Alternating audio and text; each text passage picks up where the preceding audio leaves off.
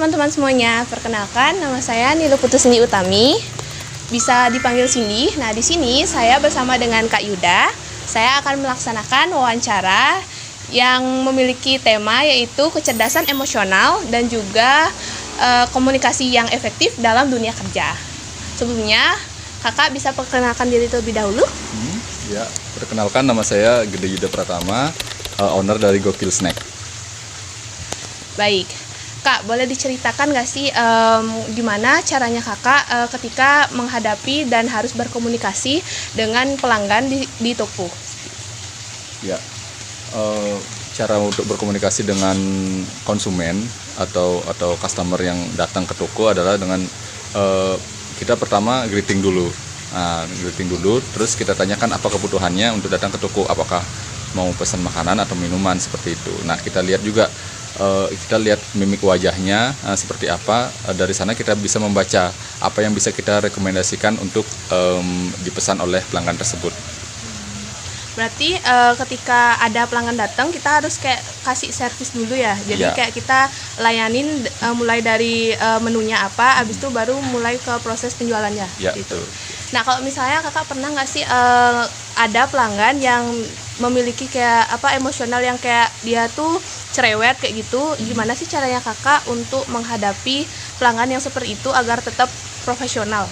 Ya, kalau untuk pelanggan yang emosional, mungkin orang emosional itu pasti ada sebabnya gitu. Kalau kita merasa sudah nggak ada masalah dengan kita, mungkin dia ada masalah dari luarnya sana. Nah, sebagai pelayan dalam hal ini di toko, kita harus tetap profesional, sabar menghadapinya, tidak terpancing oleh emosi customer tersebut gitu. Kalaupun itu berlebihan, kita hanya bisa meminta maaf kalau ada kesalahan seperti itu.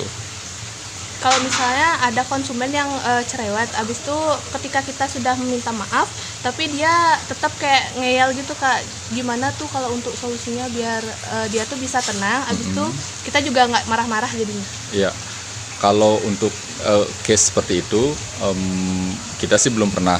Nah, kalaupun itu terjadi, customer yang marah berlebihan setelah kita minta maaf juga masih marah, nah itu sudah di luar kendali kita. Nah, kita hanya bisa memaaf sebatas itu. Setelah itu terserah dia customer mau gimana, itu haknya customer seperti itu. Sepanjang kita sudah menjalankan SOP dengan benar. Sudah memberikan pelayanan yang terbaik lah, semaksimal mungkin gitu ya jadinya ya. Oke Kak, sama mau nanya, gimana sih kalau misalnya kita kan punya produk, nah produknya itu kan kita mau promosikan ke konsumen. Nah, gimana caranya biar kita itu dapat mempromosikan produk tersebut, konsumennya itu bisa tertarik sama produk yang kita jual, yang kita promosikan. Ya. Menurut Kakak seperti apa? Gimana caranya biar bisa laku terjual? Kalau untuk promosi yang biar efektif, nah sepanjang pengalaman saya di industri F&B ini, yang karena kita jual makanan, otomatis orang itu harus mencicipi dulu. Nah, supaya dia tahu gitu. Menurut saya promosi yang paling efektif untuk makanan adalah memberikan tester. Memberikan tester. Ya, biasanya kita kasih tester dulu kalau ada launching produk baru atau menu baru, kita kasih promo bundling atau langsung kasih free dulu gitu dengan porsi kecil. Setelah itu kita lihat responnya. Kebanyakan kan customer itu akan jujur menilainya karena sudah dikasih gratis, dia akan menilainya dengan secara objektif gitu. Nah, dari sana kita kasih masukan apakah sudah oke dengan rasanya, kemasannya seperti itu, apa yang perlu kita perbaiki seperti itu. Setelah itu kalau customer akan cocok, dia akan balik lagi kayak gitu. Jadi dikasih tester dulu, Ya.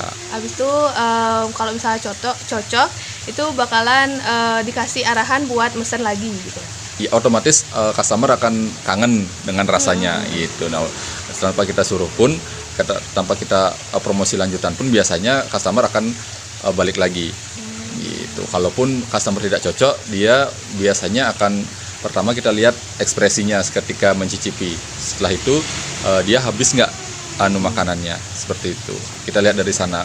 Walaupun mereka tidak ngomong, kita lihat dari sana sudah negatif semua, berarti produk kita ini nggak fit dengan market gitu, kayak itu. Baik Kak, kakaknya kira-kira udah berapa lama Kak di industri Di FNB? industri ini kurang lebih dari tahun 2016.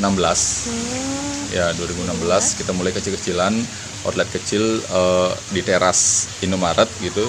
Nah, setelah itu karena responnya bagus, nah kita kembangkan seperti itu. Sampai sekarang berarti? Ya, sampai sekarang. Oke, baik Kak. Terima kasih atas waktu yang sudah diluangkan untuk wawancara kali ini. Dari pembahasan kita tadi, kita jadi bisa tahu apa sih itu kecerdasan emosional dan juga komunikasi efektif di dunia kerja dan juga di kehidupan sehari-hari. Oke teman-teman, sekian video wawancara dari saya. Terima kasih kepada Kak Yuda karena sudah menemani di wawancara kali ini. Semoga wawancara ini juga bisa mengapresiasi kalian untuk melakukan hal yang sama.